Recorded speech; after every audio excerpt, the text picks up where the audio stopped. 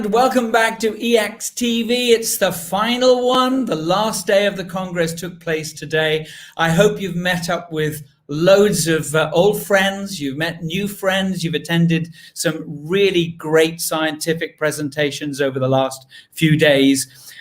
Was it perfect? Possibly not, and we all understand why, because that would actually be fairly impossible. But I have to say, EACTS has been so brave to provide you with what they've done in a relatively short amount of time. I mean, what we're going to be doing in tonight's program is we'll be highlighting and reflecting on what you've been seeing today. We might talk a little bit about the lessons learned as well. But can I make a suggestion? You've had a really tough couple of days. I know what it's like when you're a delegate at a Congress.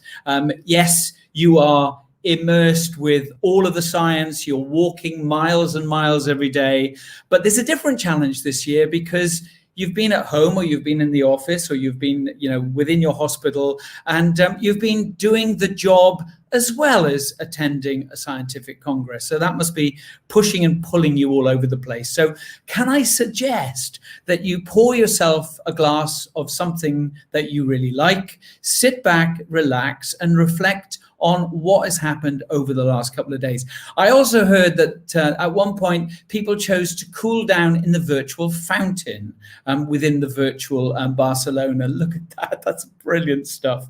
Anyway, I'd like to introduce now Patrick Myers, who's a cardiac surgeon in Switzerland. He's the secretary of the European Board for cardiothoracic surgery as well. Patrick, hello. You've been responsible for leading the team on Twitter, and it's been hugely successful. I mean, so much engagement. Can you give us the details of what the numbers have been for Twitter? I'm shocked. Pretty amazing. We're just short of 20 million impressions during these 3 days of meetings, and tremendous amount of activity. Again, Jessica Luke, our shining light. I don't know how she can tweet so much in so little time. I think we're down to tweets per second rather than tweets per minute. But it's not just about the number of tweets, is it? It's about the quality as well. Absolutely. And the levels of engagement. So what's that been like? Oh, it's been really exceptional, outstanding. And what, as I've said on previous days, what's outstanding is to have colleagues from cardiology who are involved. And so it's not just staying within our isolated silos of surgeons, but also talking with through Twitter with our colleagues from cardiology and other members of the heart team. All right. So what are the key things that people have been talking about today? Oh, today it's been the trial update or trial and evidence update session. That's the big one. We'll be hearing more about that today. Exactly. We'll be seeing quite a few videos from that. It'll be interesting with the cannibals a bit later. Okay, and you are one of the cannibals, so you know exactly what you're going to be talking about. Absolutely. It hasn't only been about the trial updates today. What other things would you highlight? Well, each of these sessions, there have been sessions on coronary artery bypass grafting, on how to address the mitral valve, and that have been going wider than our own community, but discussed by cardiologists who aren't here in the meeting. But that way we can engage them and discuss these different items in the heart team. How does this sort of Twitter engagement actually go into the future? I mean, is it just a blip of interest, or is there a long tail of increased activity, increased discussion, in the future? And how long does that last? Well, I think it does last, and particularly this year, it should be very interesting because all the presentations are recorded, so they're available on the media library. So anybody who's attended can go back to the media library and see it there. I think from the office in 6 months they'll be putting that onto the EACTS website, into the media library there, so that essentially all of this content is available. And for example, I know I'm always talking about Jessica Luke, but since she is in a completely different time zone, I've noticed that she's been tweeting at night of the sessions from the media library that she wasn't able to see during the day, and it really seems to be her way of taking notes and showing what she's learned from these different presentations. Very, very interesting. Well, when we talked to her the other day, I mean, she actually said that she finds that it's a great notepad to capture all of the things that she's been learning herself. Anything else that you want to add before I No, send you away to bring you back later? I think we have enough other things to discuss this evening, so please send me All away. right. Okay, Patrick, that's been great. Thank you very much. I'll talk to you later on when you take on the mantle of being accountable. So thank you for the time being. And Rafa Sadaba is the chair of the Educational Committee, who's been involved with all of the putting together of the you must be feeling so relieved that all of this work is now complete, or do you have more to do? Hi, Roy. Well, I'm relieved, but I'm also so happy. I think it has been very successful meeting. It's been extraordinary. The quality of the presentations, the quality of the portal, the technical side of it. I think that, as you said in the beginning, it's been a bit or a bumpy road in the beginning, but I think it's been fantastic. So I'm so happy. Excellent. So what are the things that you would actually sort of point out that sort of stuck in your mind today? And don't say the trial update, we know. Well, I know, and obviously we'll have more on that later. I would like to talk about the EACTS at EACTS session. We are celebrating the 100th anniversary of the American Association for Thoracic Surgeons, and we have had a session in which past, current, and future presidents of the EACTS have given so inspiring presentations. It's been very nice to watch. I mean, there's so much work that goes into the preparation of all the presentations. And then your team on the committee then have to evaluate everything. So, I mean, how much commitment do you have within this community? Well, a lot of commitment. It's not only me, there's loads of people around me. We've been having almost daily meetings since June, every day, including summer holidays. So it's been a fair amount of work behind all this, but it's been great. So no regrets whatsoever. How satisfying is it for you and the team to be able to pull together all of this expertise and all of this commitment for the benefit of everybody who's been attending? Very much so. Very much so. I think that people appreciate the feedback we are getting so far is very good as well. So, I cannot ask for much more than this, really. And dare I ask you, are you doing anything for next year yet? We are already working on it, Roy. We are already working on new ideas and new things for next year. So next year can only get better. So can you tell us what the program is for next year yet? Well, we are working on it, and I cannot disclose. That's a secret that we keep very close to our hearts for a long time. Excellent. All right. Rafa, thanks very much indeed for joining me every day today, and for all of the work that's been put in on behalf of everybody who's attended the Congress. Thank you very much. Thank you, Roy, and goodbye. All right. Goodbye. Okay. Since 2015, Yolanda Cluin has worked at AMC, the Academic Medical Center in Amsterdam as a congenital cardiac surgeon. And in 2018, you became a professor in translational cardiothoracic surgery at the University of Amsterdam, and is also the chair of WCTS, which stands for the Women in Cardiothoracic Surgery Steering Committee here at EACTS. Welcome, Yolanda. Thank you very much. I do a lot of work in the medical field, even though I'm not a medical person. And I've come to see that in so many medical disciplines, cardiothoracic surgery has traditionally been dominated by men. But in medical schools now around the world, over 70% of the students are female. So it's very definitely being dominated by women.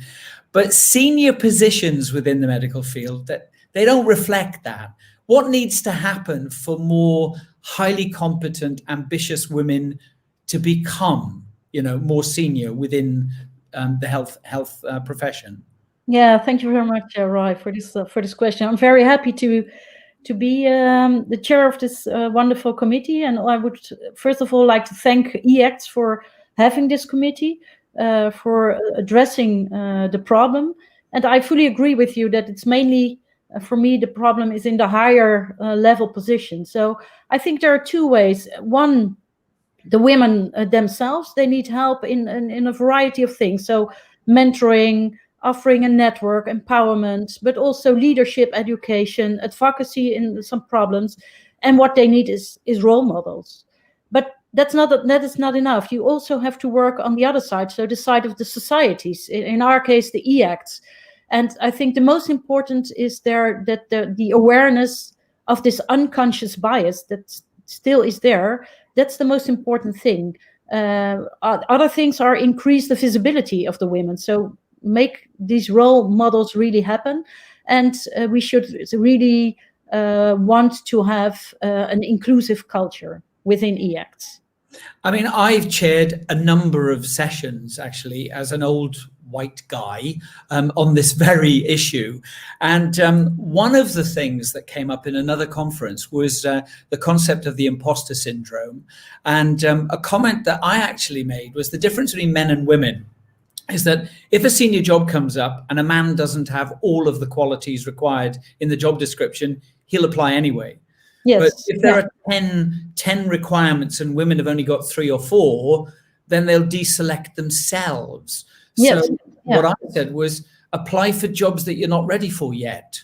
Yes. Yeah. So there's this famous saying of Pippi Longstocking, I think it's in English. And she said, I've never done it, so I think I can do it. But that is not what women normally say, not at all. We really want to have done it, to have experience, and only then we can say, well, we apply for a job. And so it's on the one hand that women should really make that step and, as you say, apply for something they've never done. But it should also be on the other side that men really see the women and know that they could do the job, although they are then hesitant themselves. So it works on both, I think, both sides. Okay. At least it would very much help when EACTS would see the women.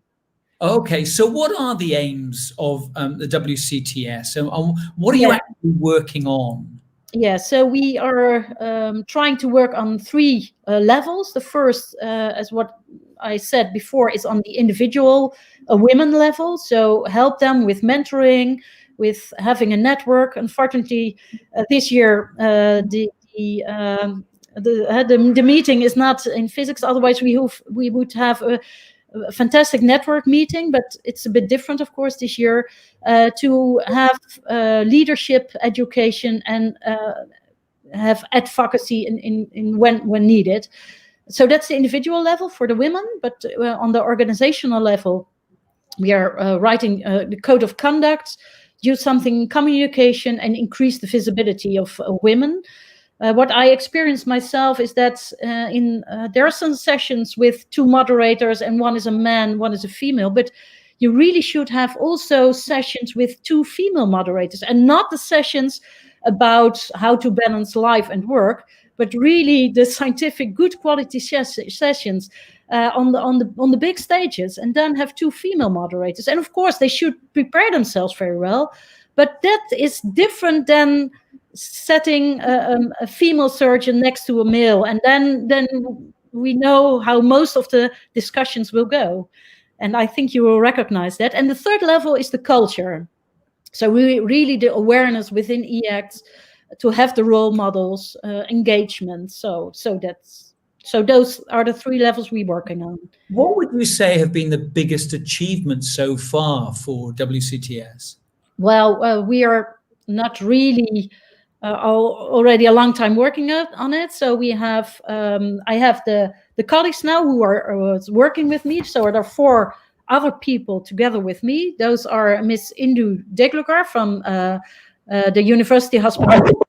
She's the head of the department. So that's very unique, I would say.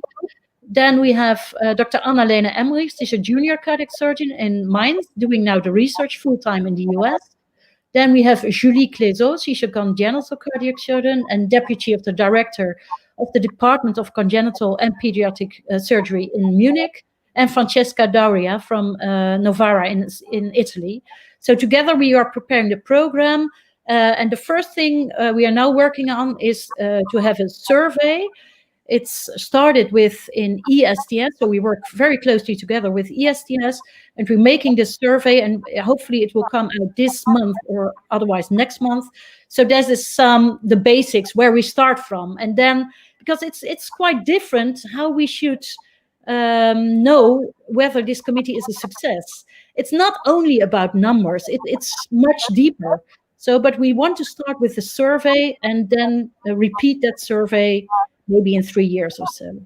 Okay, now there are a lot of women attending this Congress, as they do with all of the medical congresses.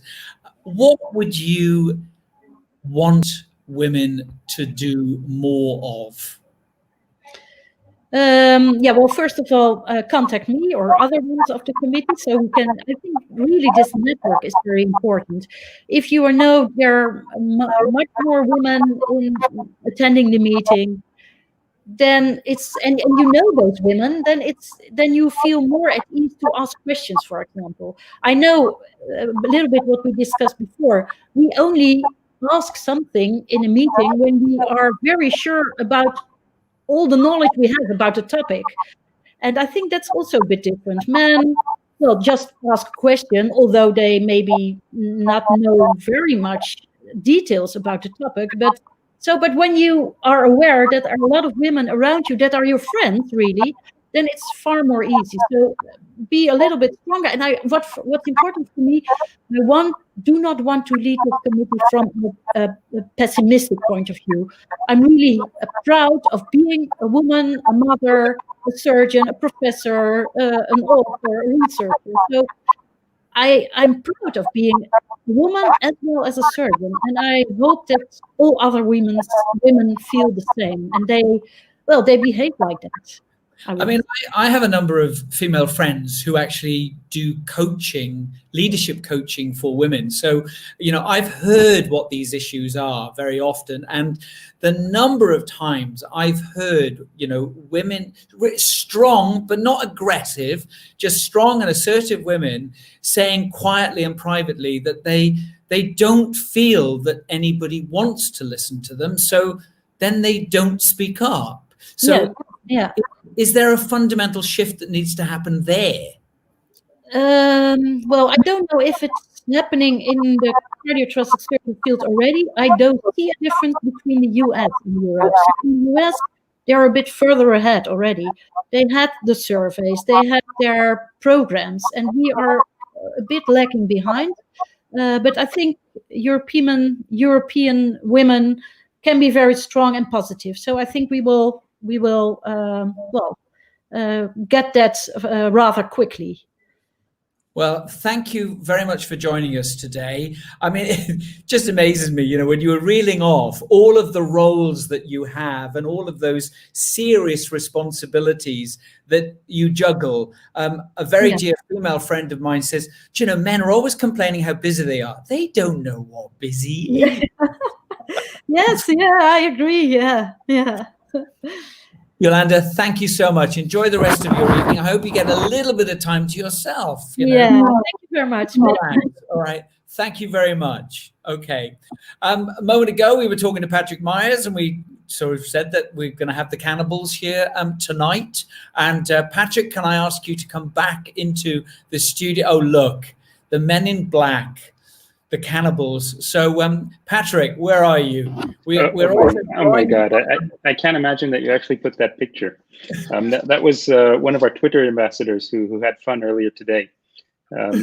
So delete that. Don't show it. Okay. So we have our regular cannibals who are joining us, and we're going to do this slightly differently tonight. Can you explain what you've been doing? Or maybe we can bring Edu and Victor in as well. Let's put them both on. Hello, Victor. Hi.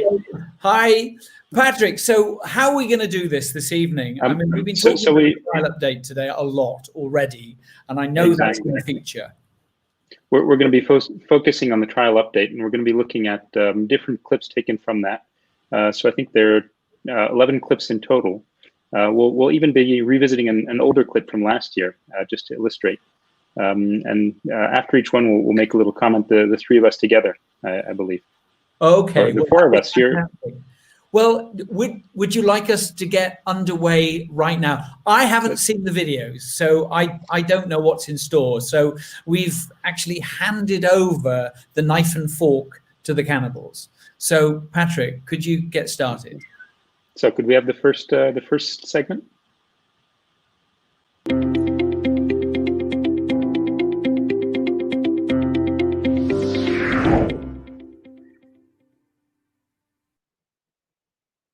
The key point is that if you look into detail at the syntax score, it has a great emphasis on interventional features which predict feasibility and complexity of PCI. But they have nothing to do with the feasibility of CABG or its results. And also some features, for instance, total occlusion, have a major adverse role in terms of feasibility, but they can actually prove beneficial in the sense that the total occlusion is not going to cause an atherothrombotic myocardial infarction because it's already occluded as a vessel. So these are already some very problematic features of syntax. And this is also an additional analysis we have submitted recently. As you can see, there is no significant interaction overall in between PCI and CABG comparison using syntax scores. And this also holds true focusing on interaction incidence race ratios. So again, syntax is not adding meaningful information for decision making for PCI versus CABG.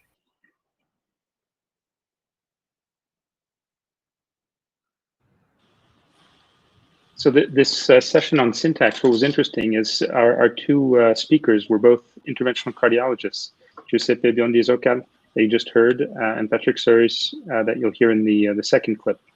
And this presentation I thought was outstanding in showing that this was a post hoc analysis that was, the principle was pre-specified, but the cutoffs were not pre-specified, and essentially on criteria that are geared towards feasibility of PCI. And multiple studies have shown that actually it doesn't have an effect in terms of outcomes for CABG. The other cannibals, would you have anything else to add on this segment? I agree 100%. The bottom line that I take it is that syntax score is useless for surgery. So comparing PCI versus surgery based on syntax score, it has no any scientific or evidence of comparability between both. But it's very interesting then to hear what Patrick has to say about it, right? Exactly. We can put the next clip on.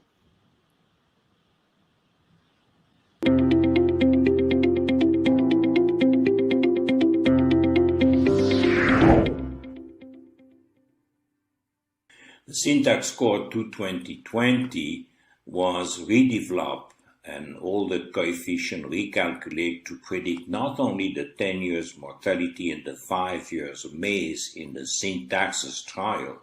In the second quartile, you have equipoise, and indeed the Kaplan-Meier curve are strictly overlapping and superimposed. And in the last two quartiles, you see that the survival in blue of surgery is superior to the survival of PCI.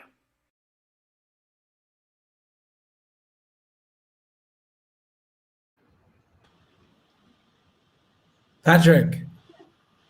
Any of the other cannibals want to comment on this one to start off with? Well, we find it was a bit problematic to see that we have data on survival at 10 years, but on the other side, we're lacking data on status, major adverse events, which we find it's very important to have because, I mean, okay, these patients may be alive equally in both sides, but if I'm a patient and I am expected to live more than 5 years, I want to know how I'm going to be. I'm going to be being submitted to 3 different CAPs, another intervention. Am I going to be readmitted? So quality of life and major adverse events are important. And I haven't seen this data. We have asked for it, but we haven't seen it. I don't know where this data is. And I thought by looking at how the study was designed, we were supposed to have this data. Am I right, Victor? I agree 100%. Also, the Syntax 2020 apparently was constructed based on 10-year survival, but 5-year MACE outcomes. So this is quite like okay, so I tell you, I will give you a score for 10-year survival, but I will give you a score for 5-year MACE. So it's a little bit strange. And he was asked in the discussion about that stuff, where are the data for the 10-year MACE? And he said that he didn't have funding for that. That's unfortunate, that funding. I don't know if we will have that clip, but okay, so perhaps we can comment on that when that clip arrives. I find it stunning in a way to talk about equipoise when actually we don't have real long-term data, when we're just looking at MACE at 5 years. So it's somewhat surprising.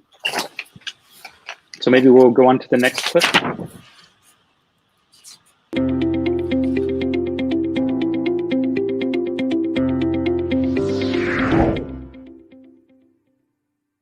The genesis of this talk comes from the 2018 guidelines, where they added the calculation of the syntax score can be useful in the evaluation of revascularization techniques for left main disease or multi-vessel revascularization. So in conclusion, the original syntax score predicts PCI, but not CABG outcomes. And in my opinion, the original syntax score does not help decision-making for the choice of revascularization techniques. Bayesian decision-making can easily incorporate the newer techniques talked about by the two preceding speakers, and we can use this to update our current beliefs. So nothing is pre-specified. Turns down that by dividing the syntax score in tercile, magic number of 32 and 22, there were some prognostic value clearly only applicable to the PCI patient. The surgeons are basically immune for all the complexity of the coronary artery. They bypass this lesion. As a co-PI, I still have no access to the individual raw data of Excel. I think that Abbott is reluctant to share, until now at least, to share and disseminate the information. I have received from Greg Stone a TRIM database, but I received that too late. We were so much engaged with Valentin Förster and SG Park that we could not integrate at the very last minute in the Lancet paper the Excel. And Excel, Noble, Syntax, and pre-combat, after very complex legal process, the whole raw data, completely raw data, individual data, will go to the TIMI group in Boston. Why the MACE is presented only at 5 years and not at 10 years? Yeah, that's a very good question, because basically it's extremely difficult to do the 10 years follow-up. We don't have the MACE rate after 5 years. We have only the mortality, but that's the ultimate judge, you know, as a patient and as a trialist, what counts? That I'm alive, I don't care what kind of death, I'm alive and I enjoy life.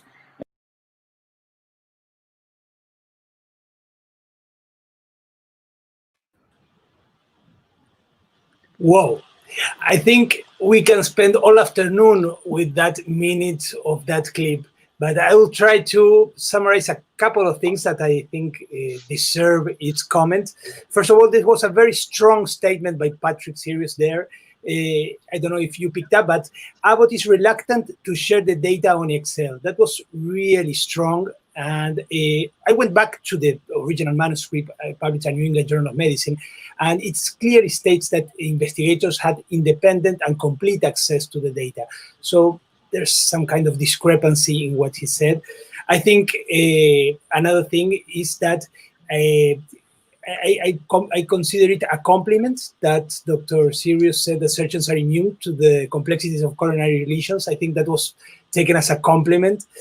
And finally, one other issue is that it's very important what he said at the end. What matters is to be alive. So that's a very interesting quote, considering the recent ischemia trial and the relative benefits of intervention therapy on these patients, in which we are stating, or some group is stating, that angina recurrence might be a benefit on this patient, but at the end, being alive is what counts, according to Patrick. Absolutely, and I think these are very strong statements. It's outstanding. I'm really happy that Patrick Serres came, and we had so many cardiologists involved to be able to get some insights into these trials, and I thank him for his honesty, and to be able to understand a little bit how these trials were run. Again, I'll go back to my calls on Twitter previously regarding the Excel trial, that we need the data. We need to be able to believe these analyses. Now, it's very good that this is going to go to an independent team for reanalysis in the TIMI study group, and Eugene Braunwald is obviously an outstanding researcher. But it would be nice to have more surgeons involved and open access to the data, to have any research team be able to access it. I find it surprising that there were legal issues involved to look at the data. As far as I know, this data is the property of patients. Why do we have to have legal involvement? Anyhow, Edu, you had a comment. No, you nail it. I mean, I'm really concerned about the fact that this data coming from patients cannot be disclosed. Who is hiding this data, and why is people hiding this data? We really want to know. If one treatment is better than the other one, our patients need to know, and we need to know, and the community needs to know. So whoever is hiding the data, if that's what's happening, we may have the answer there. Okay. Shall we go on to the next clip? Yes.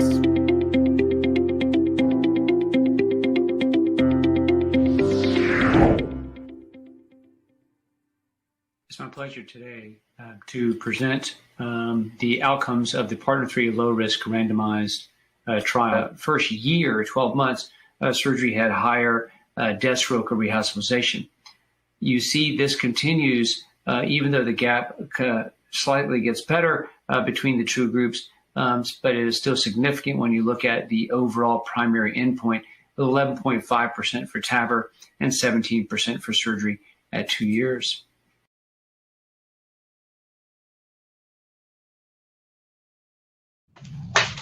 So Dr. Tourani presented the 2-year results of the Partner 3 trial, low risk TAVI versus SAVR, using balloon expandable valves.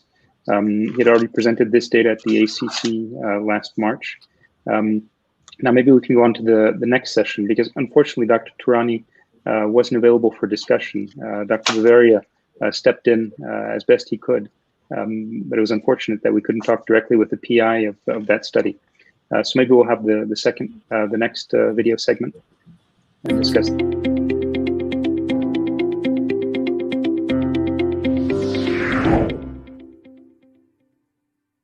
We're going to speak about TAVI, new insights and perspectives from the U.S. National STS ACC TVT Registry. So science tells us what we can do. Guidelines tell us what we should do. Registries tell us what we are actually doing. This is the stroke slide looking at 30-day stroke rates, which is the red line. They are very flat. Now, the database does capture disasters or catastrophic events or major procedural events, as you can see. These are conversions to open heart surgery, cardiopulmonary bypass, or procedure aborted. And you can see it's about 1.7 to 2% over the past 3 years, and it's actually a little bit stable.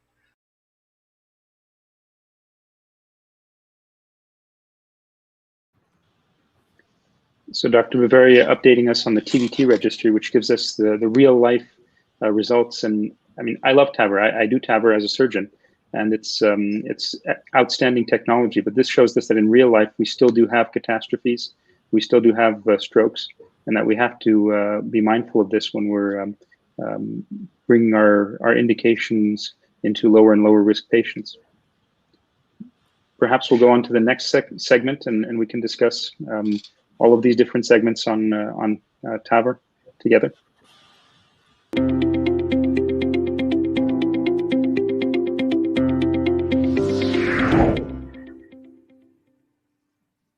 phenomenon is observed at 2-year follow-up in partner 3, which was presented at the ACC meeting in March.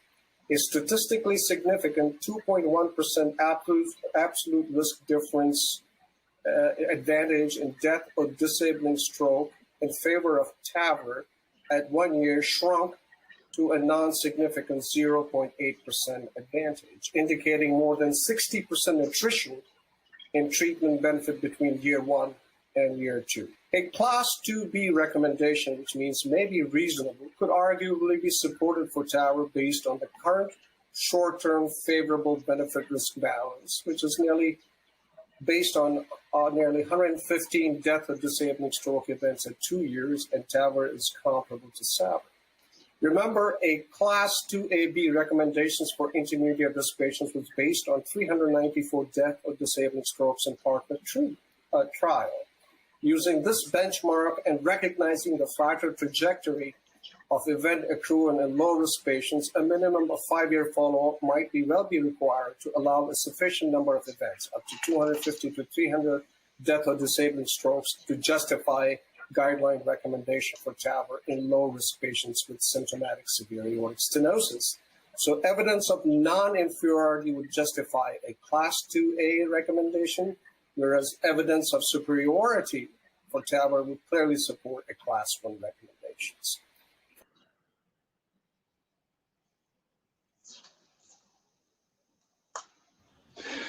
Well, yeah, really worried about the figures that have been put there. You can see that after a couple of years, the curves start to equal. That means TAVR that do not perform as well as we expect on the long run. So if we go back to the design of the partner 3 trial, when we look at the divergent curves at 1 year and at 2 years, when you look at the soft and primary endpoints that were put there, I mean, we wonder why they incorporated rehospitalization as a combined endpoint. In the combined endpoint, if you look at the curves at 2 years, just picking up a stroke and death, which is something that seems more meaningful, you can see that only at 2 years we're starting to get very close, and the curve is raising up towards problems in the TAVI group. As an early adopter of TAVI, I'm really worried about that. And looking at the data presented by Joe Bavaria on adoption in the low-risk population, that opens a great debate here.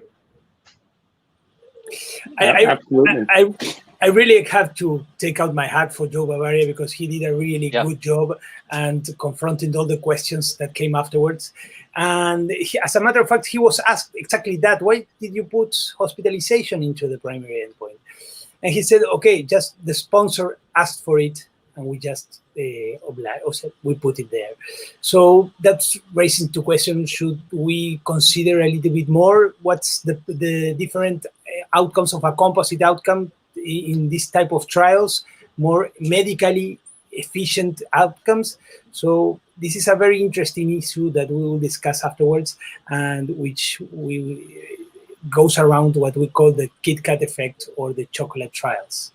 In fact, he said the FDA approved that. What does it mean that? Come on, wait, exactly. Stop for a second. These are studies involving patients. There must be physicians behind. Somebody must be telling the patients what needs to be done, must be supervising what the design of the study is, who comes up with the design of this study, and then the FDA approved that. So what is the physician leadership?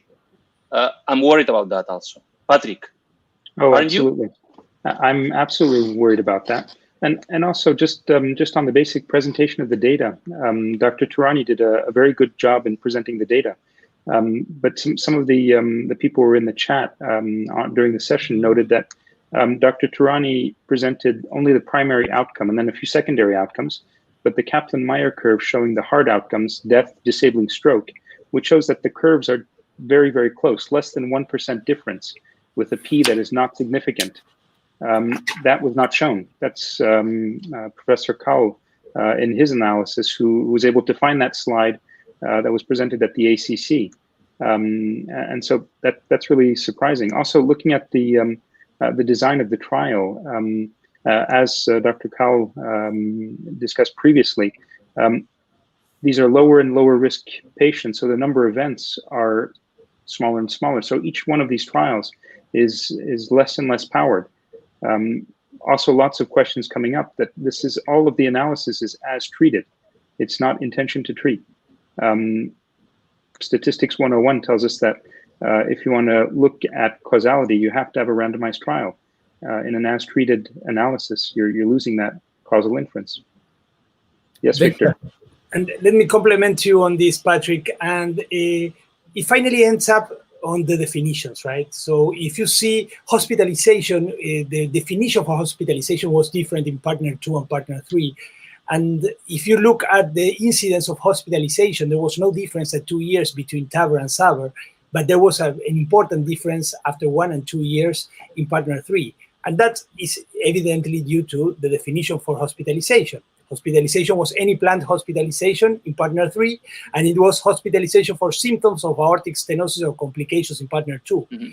And if we dig more into the definition area, just look at regarding the definition for paravalvular leak, severity of paravalvular leak. They changed definitions between partner 2 and partner 3.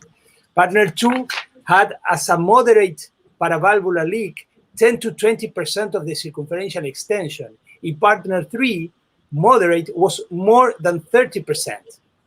So that doesn't surprise me that even though SAPIEN 3 must be much better than XT, that the patients have less moderate paravalvular leak because you change definitions. Absolutely, and you tweeted that over a year ago. I believe the Echo Lab that was used during the trial mentioned that a correction was submitted to the New England Journal of Medicine, but we still haven't had that correction. Anyhow, I see that we should go on to our next segment.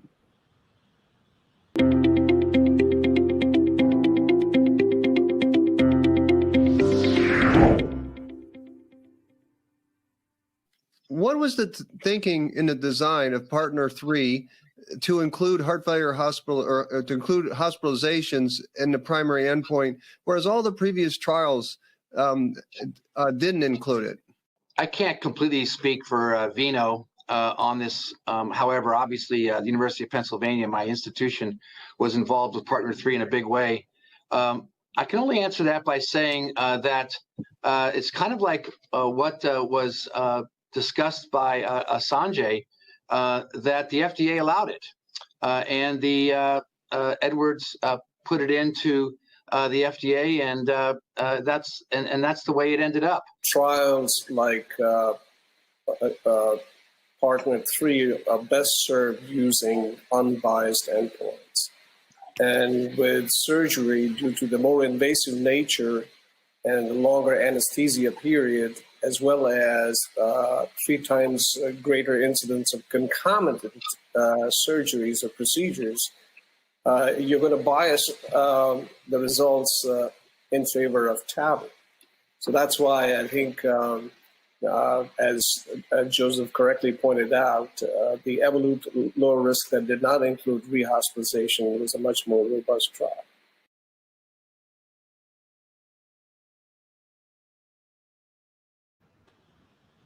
So that we summarized all of that just before and we were discussing it. I think it's pretty powerful to see these words directly. I don't have much to add to that as a comment. Other cannibals? Should we go on to the next video segment? And Mike Reed, I'm a cardiac surgeon from the Houston Methodist Hospital in the PI and Evolute low risk trial. Trials are usually set up in a very specific way and run usually to try to get a positive endpoint.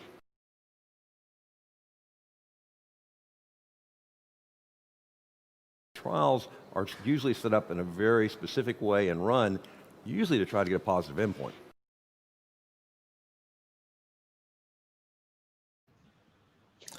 So this was taken from the media library.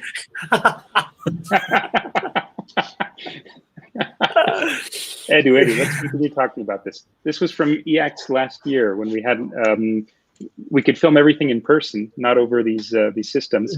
And Michael Reardon, the PI of the Evolute low risk trial, so one of these 2 low risk TAVR trials that we discussed, said this out loud to us. I mean, it's gold. It's great. And we see that a year later is really what we're realizing.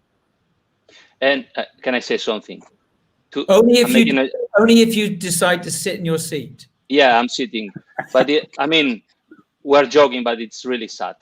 I mean, it's really sad because that gives the image that patients are put there to serve and study another purpose. They're not.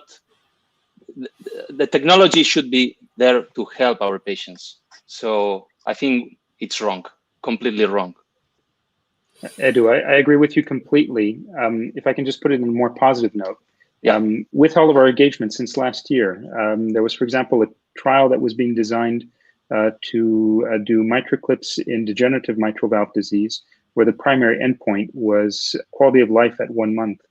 There was such an uproar on Twitter regarding this that the trial sponsors quickly retracted it, and I haven't heard about it since then. But we can have an impact. The idea, I mean, I'm all for industry. We use devices, Absolutely. we use valves. They make our life in the operating room much easier, in the cath lab also. And we're not here to demonize these technologies. These are great technologies that we need. But we need to have adequately powered and run trials that give us answers to the important questions we have. There's nothing against this industry. The industry provides different valves, and maybe one is better than the other, but for some reason we're going the wrong direction. Victor. This is a very important issue. Patrick Edward and Michael Reardon highlighted what we call chocolate trials, and which will be published recently in the next couple of weeks at JAC. And what is a chocolate trial? Chocolate trials are trials in which they are designed in order to show a specific benefit for one of the treatment arms, because they choose outcomes which we already know that are frequent in one of those treatment arms, or they choose a follow-up period that's not enough in order to see a difference. And why chocolate? Because chocolate gives you satisfaction in the short term, but in the long term, if you continue eating it, you know what it gets, right? So, Absolutely. Maybe we'll go on to the next video, but just introduce it before is more of the discussion. What I find is very interesting in this discussion is these are non-invasive cardiologists who don't have beef in the game. They don't have a financial or intellectual conflict of interest. All they want is the best option for their patients and to have the data for that. So let's listen to Sanjay Kaul and John Mandrola a bit more.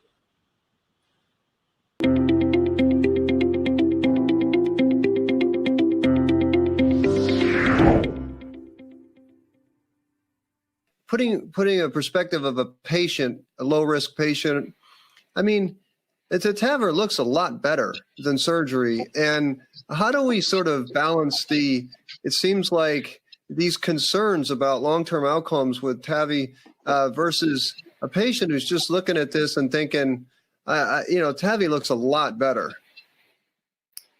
Yeah, well, I think if you and I were told that the outcomes are exactly identical with both techniques, why would we ever choose the more invasive surgical technique? But the challenge is that we really don't know if that is true. At 1 year, the outcomes may look favorable for TAVI, but we're beginning to see this creep up and catch up phenomenon, which is very concerning. So we would want to have longer term outcome data available before we can be confident that they are comparable. And yes, they have 10-year follow-up pre-specified for both the low-risk trials, but the key decisions were already based on very low number of data. The regulatory decision and the commercial reimbursement decisions were already made on it. So a check should be in the form of guidelines. The reason why I think TAVR is doing so well is because of the judicious dissemination of this revolutionary technology in collaboration with the FDA and CMS. And so the guideline writers should take that challenge of making sure that we are disseminating this or implementing this technology judiciously in the low-risk cohort, where most of the action is with surgery right now.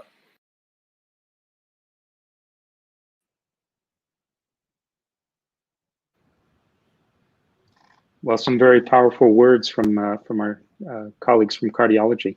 I don't have that much to add. I think we have one more clip. Is that correct, Roy? I'm leaving this to you.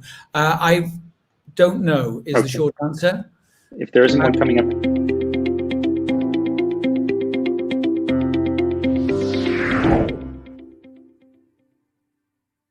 I don't have a dog in the fight either as an electrophysiologist, but from listening to Dr. Bavaria, it doesn't sound like it's going all that great. I mean, it sounds a lot like AFib ablation. We're doing the same thing and we're not really getting any better results. It sounds like pacemaker rates, disaster rates, stroke rates. It seems pretty concerning to an outside observer.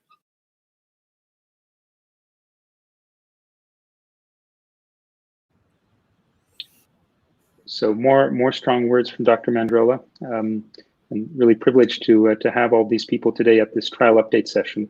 I think maybe the final word will be that the cannibals don't whisper in the presence.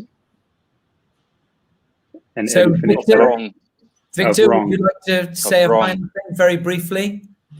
No, just I think Joe Mandrola wrapped up very nicely, and Patrick gave the issue what characterizes this group of interested people in evidence as a mind. We don't whisper in the presence of wrong, and it has been an honor and it has been a delight to share with all of you these sessions at 6 p.m. Barcelona time.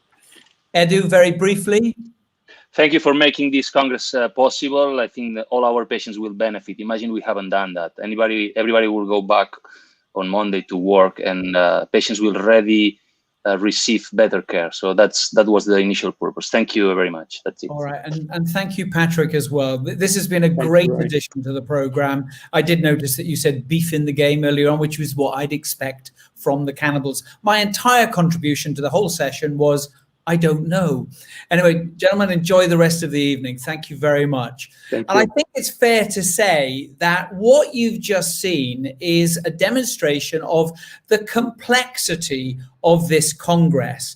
And the virtual Congress has probably been the most challenging project that EACTS has ever attempted. And making it happen has been the responsibility of EACTS' most senior woman, who's Melissa Allison, who's the Chief Operating Officer, who's joining us now. You're looking actually a lot more together than I thought you might be. I thought you might be frazzled by this stage. I mean, thank you. EACTS now knows that you're an innovative organization. When it was decided to go virtual, what were your immediate priorities and the particular challenges as COO? Okay, well, I think my first reaction was help, because this was something that was so completely new and it hadn't ever been done before. And of course, there was no script to work from. So it was really starting from afresh. I think in terms of the top priorities, it really was about making sure that all of the work that had gone in from the educational committee, all of that was delivered. And so that we as an association could deliver that science and education to all of our members, our non-members, and our partners really all around the world. So that was the top priority. So how did you set about the technology solutions? Yeah, well, I think we were really very lucky in the fact that EACTS, before I'd even joined, had been engaged with a company called Mice Media, who had always been behind the scenes on all of our annual meetings. And really, it was from the immense amount of support and knowledge that they had that we were really able to identify what was going to be the best solution and what was going to be something that was going to take EACTS really into a very pioneering new direction. So that was how we really started. It's certainly been that, but what sort of recurring problems and bumps in the road have you experienced over the last couple of days? Yeah, well, I think luckily we've had a lot of positive things to take away from this. Of course, we've had some bumps, no doubt, and that was going to be inevitable. This was, as I said, this was the first time that anything like this had been done. And so we were looking out for them. Our priority was to make sure that as many people got access to that platform and education as quickly as possible. And so we had a huge team of people that were really working flat out, making sure that anytime someone couldn't get into the platform, couldn't get into a session, we were answering their questions. And even sometimes we were literally finding them on the platform and helping walk them into a session. And I mean, you said a large number of people. Give everybody an idea of the number of people behind the scenes, because it's not an insignificant number. No, it's not. If we look at the number of people across all behind the scenes, we're in excess of 50 people. So, you know, this is an army of people that have brought us to where we are today. What would you say have been the key learning points? I mean, moving forward. I think the learnings that everyone has seen is that partnership and communication are really critical and key here. We have been so blessed to have input, guidance, brainstorming, even critique from the trustees, from our industry partners, from society partners. And it's really having that openness to learn to do something in a different way and be brave enough to deliver it. Are the team talking to you anymore? No one's talking to me anymore. That's why I'm sitting here alone in the office in Windsor. What would you say to the team? Well, I absolutely say thank you. I'd say thank you to all of the team, the extended team that I've had the privilege of working with in France, in Spain, in the United States, of course, all of the MICE media and the SIM people. But I also specifically want to say thank you to Domenico. I mean, he's tirelessly supported, not just me, but all of EACTS throughout all of this to make sure that everyone delivers this program.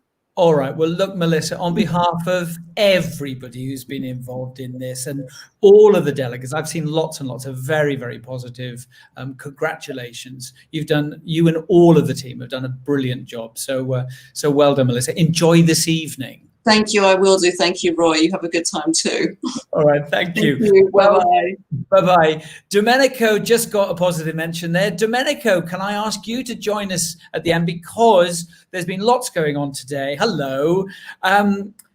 There's something very important that needs to happen just at the end of this. Well, two things, actually. What is the first thing that we're going to be doing, or what are you going to be doing? Well, it's the essence of the Secretary General is to make sure that there is a passage between the past and the future. So, and we have a handover. So can you explain what you're going to be doing right now?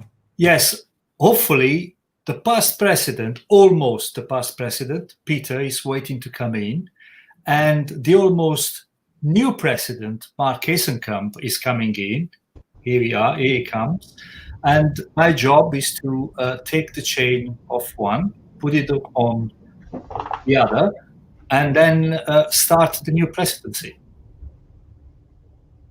Hi, guys. How are you? Hi, Domenico. Relieved. You are. Peter, you had a year, a bit of a strange year. What's your highlight of the year? Well, it's been a tough year for everybody, and because of the pandemic, and it's difficult to pinpoint a specific highlight, except to say that being part of the leadership of EACTS during these difficult times has been very meaningful to me, and has been a very rewarding process, working together with you, with the executive committee, and with council to accomplish what we did despite these difficult times. I would say if you want me to pinpoint a particular event, I would say that bringing together the leadership of EACTS and ESTS around the same table in London earlier this year was quite a highlight for me. It's the first time in more than a decade that we've met around the same table and to discuss opportunities for better collaboration in the future. And I think that is a highlight, and that will benefit thoracic surgery in Europe definitely if we can revive this old good friendship. So that's a theme for the year, the collaboration.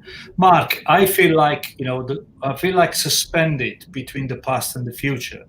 Yesterday's is but today's memory, and tomorrow is today's dream. What is your dream? for the year before you become the president officially? Yeah, you know, Domenico, I'm anxious to start, and I cannot wait to start doing things.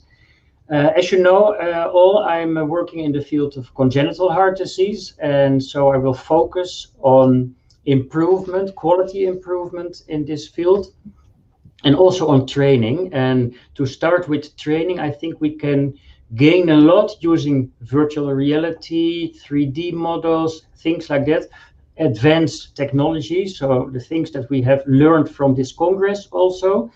And the second thing is that I want to focus on quality improvement. We have to do this with our sister surgical societies in the States and in Asia, that's important, but also with the European Association for Pediatric Cardiology and also with the ESC in the field of congenital heart disease in adults. So these are mainly the things that I want to achieve in the next year. That's fantastic. So I think this is the moment which we normally do at the end of a meal and waiting for the discus to go. And just before you go to your discus, I'm now going to take virtually the chain of Peter, and I'm going to put it virtually on Mark. Mark, you are now the president for 2021. Wear it with pride and do some good things. Thank you. I will. Thank you very much. Congratulations. Congratulations, Mark. Thank you. Thank you, Peter. And Domenico, of course. Thank you. And now, like to, as the meeting is coming to a closure, I have a long list of people to whom I want to express my gratitude for making this meeting a success. And I know I'm going to forget some, and if I do, it's not by design. You can only imagine the hard work that every single one, and there are many of you that have invested for this success, and I know so. Melissa, Allison, and COO, who joined us at just before the lockdown, all the staff at ECTS office, the staff at Mice Media CEO, Eric Antonis, which I saw at least 3 times a week in the evening, the staff of SIM, particular thanks to Jennifer Russi, a real star, as many speakers describe her, my colleagues, Rafa and Patrick Meyers, who have shown some tremendous leadership. The program is the result of a competent and engaged group of task forces and domains that have been working at this since February, where COVID was not even there. I want to thank the industry partners who, true to the spirit of innovation that distinguishes cardiovascular device industry, for investing in this endeavor. Finally, all the speakers, faculty, members for making EACTS a successful global organization. To all of you, a personal thank you. I now officially declare closed the first EACTS annual meeting. I hope to see you in person in Barcelona in 2021. Stay safe when you drive back to your fridges. Thank you. Absolutely fabulous. Thank you, Domenico. It's been a pleasure for me to be involved, and I really do hope that you have a relaxing weekend and a great year ahead. And who knows how the Congress will take place next year? We shall have to wait and see. Goodbye.